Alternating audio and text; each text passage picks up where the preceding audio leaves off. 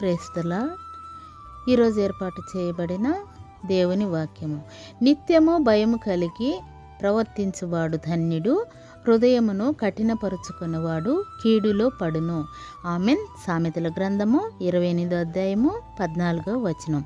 మనము దేవుని యందు భయభక్తులు కలిగి ఉండాలి. ఎల్లప్పుడూ భయభక్తులు కలిగి ఉండువారు ధన్యులు. ఆయన ఆజ్ఞలను పాటిస్తూ అనుక్షణము దేవుని సమక్షంలో జీవిస్తూ పాపానికి దూరంగా ఉండే వ్యక్తి నిజమైన ధన్యుడు. యెహోవా యందు భయభక్తులు కలిగి ఉండుట జ్ఞానమునకు మూలము అని వాక్యం సెలవిస్తుంది. దేవుని యందు నిరంతరము భయభక్తులు కలిగి ఉండడము మనకు రక్షణగాను దైవిక నడిపింపుగాను నిలుస్తుంది. కాబట్టి మన హృదయాలను కఠినపరుచుకోకుండా, కీడులో పడకుండా ప్రతి క్షణము ఆయనను స్తుతిస్తూ ఆరాధిస్తూ వినయ విధేయత కలిగి జీవిద్దాము. అనేక ఆశీర్వాదములు పొందుకుందాము. ఆమెన్. Praise the lord.